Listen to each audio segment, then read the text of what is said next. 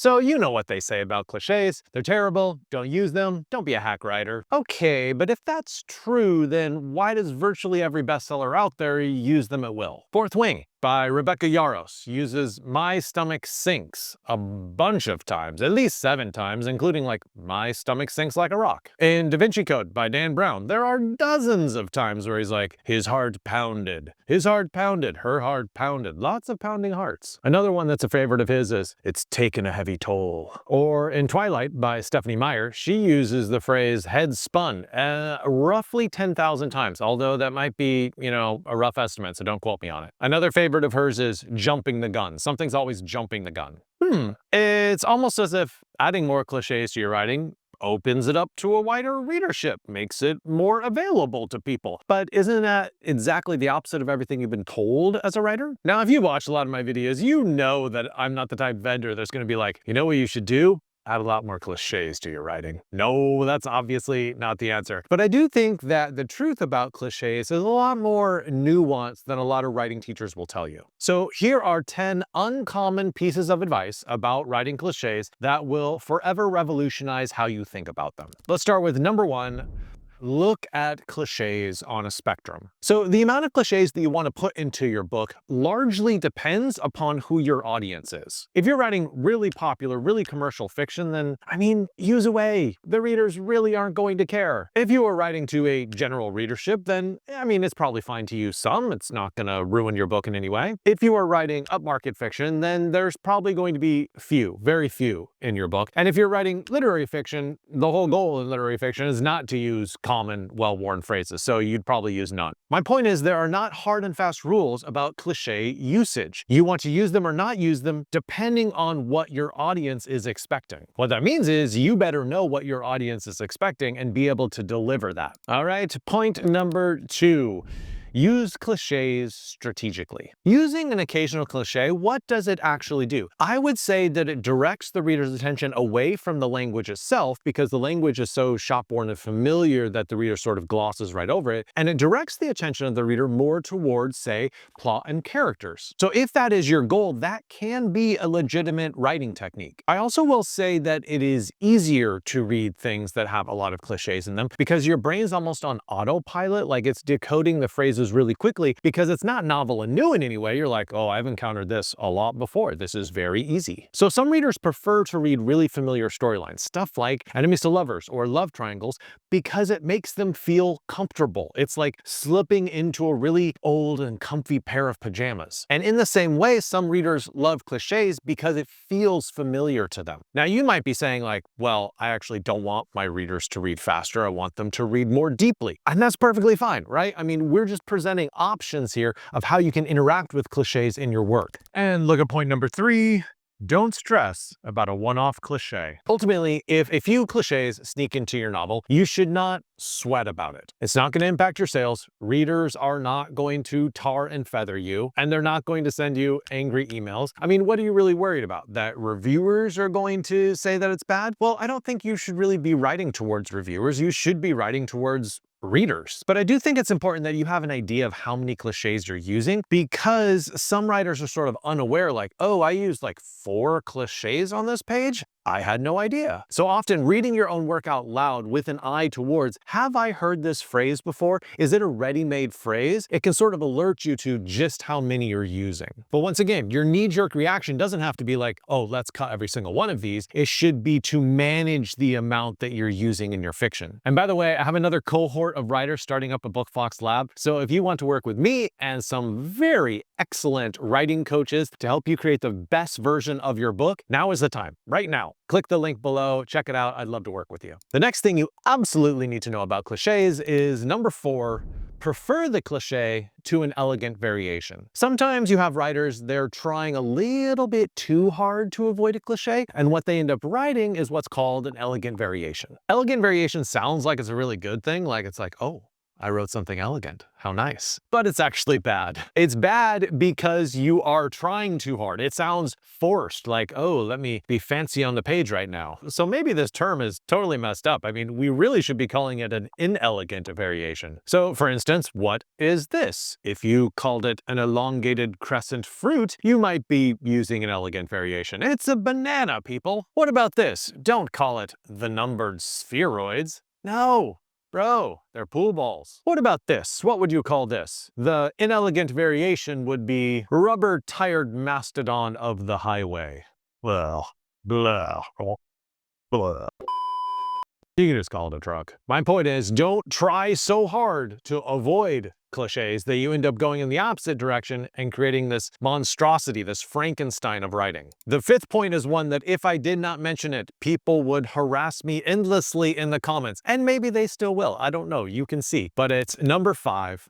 Cliches don't count in dialogue. Have you ever read the kind of dialogue an author writes when they're trying to avoid all cliches? It reads stiff and English schoolmarmy and just kind of ugly. Characters need to speak in a way that's authentic to how they would talk in normal, everyday conversation. And what that means is, yeah, for sure, sometimes cliches are going to sneak into how they speak because that's how people really talk. In Bill Bryson's A Walk in the Woods, there's a passage where Kat says, "I'll cross that bridge when I come to it." Have we heard this before? Yes, it's a common phrase, it's a common saying. Do we dislike him for saying it? No, because that's how people talk. Like, we probably like him more as a character because he's sort of folksy. So as long as the cliches fit your character's personality and you feel like it enhances how the reader's going to connect with him, go for it. This next point, I'm going to take a little bit of a turn for the video, a little bit of a twist, a little bit of a pushback. And let's look at number 6.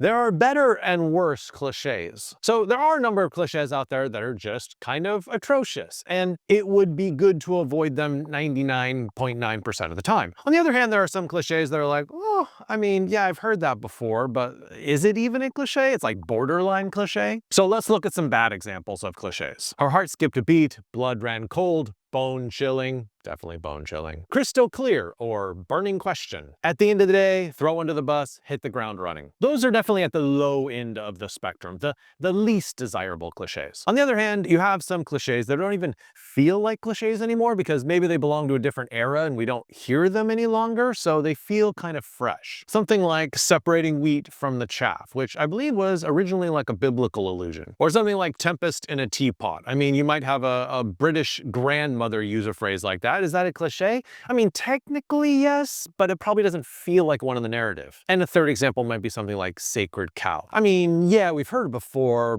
but it's not a terrible cliche. The next thing, which you absolutely need to remember, you don't want to forget this one, is number 7. Your cliche isn't cliche in a fresh context. So take a phrase like shot across the bow, right? Yeah, that's a cliche, it's a common saying. If you say that in a business context, well, it's pretty well used. If you say that in a gunfight or in a naval battle, then it is very literal. However, if you transplant that phrase and put it inside of, say, a personal relationship where, say, a girlfriend is texting her boyfriend and texts him some sort of provocative question, she could say, oh, that text was a shot across the bow, and it feels fresher because of that relational context. Another example would be if you take a cliche and then you make it witty or you make a pun on it. Say adventurers have found some sort of crystal relic and they're trying to make an escape for it and they're explaining their plan for how they're going to escape, and someone says, oh, it's crystal clear now. Womp, womp. I mean, it's a joke rather than a cliche now. It's been transformed. And the next one is a very smart way that you can salvage cliches. It's number 8. Take a cliche and extend it. So if you take the base phrase of a cliche and then you just add on a little extra, maybe you exaggerate a little further, add some sort of tweak, what that does is you have now transformed the cliche and now it is usable again. Look at this example from Richard Powers, his novel Plowing the Dark. So I was reading along and all of a sudden I come to this phrase, the hours creep like slugs. Now part of me is groaning a little bit like, really? Slugs? That's the best like slow analogy that you could come up with? That's a bit of a cliche, Richard. But the sentence doesn't stop there. He adds a little extra pizzazz on. The hours Yours creep like slugs in a headwind. Ah, now it's a delight. He pressed it a little further, he exaggerated a little bit more, and now we have something that feels fresh. So instead of your knee-jerk reaction of deleting when you find a cliche, just find a way to lean into a little bit more. We have 2 points left, but they are some of the best ones, so you do not want to miss them. Let's look at number 9.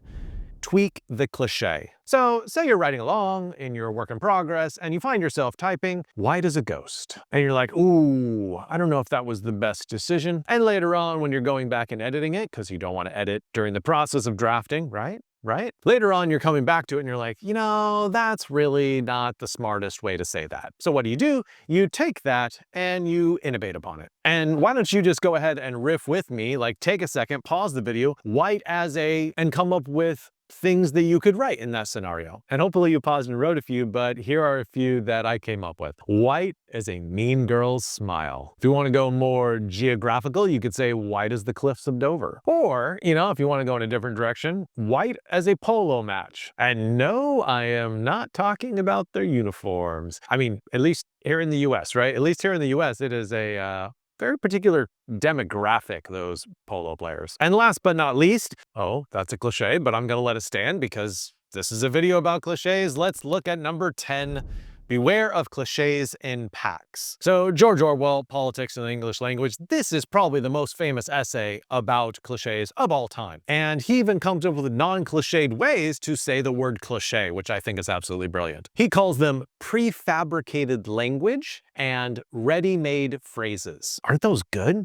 Aren't those smart? Good on you, Orwell. He says it's really about density because when you have a lot of cliches in a short amount of text, it leads to sloppy thinking. And he says there are 2 distinct ways that you construct a sentence. One would be you carefully construct a sentence based on words chosen for what they mean. And the second way, and this is the worst way if you can't tell by how good the first example was, the worst way is you sort of tack phrases together like a prefabricated henhouse. So as you were reading through your manuscript, look for clusters where maybe you were a little bit tired, maybe you weren't on point that day, and all of a sudden you resorted to a whole bunch of cliches at the beginning of a chapter or in the middle of a chapter or something. That is a place you want to hone in on and be like, let me cull a few of those out so it doesn't seem so prefabricated. What Orwell is really saying in this essay is if we can choose words carefully, then we can think carefully. And although he doesn't say this, I'll say it for him, we can also write novels carefully. Folks, make sure you check out Bookfox Lab at the link below. I would love to have you join our community of writers. And also, I hope you enjoyed this little crash course on cliches. I hope it made you see cliches in a new light. I hope it made you worry less about the cliches you do use and just understand how to incorporate them or improve them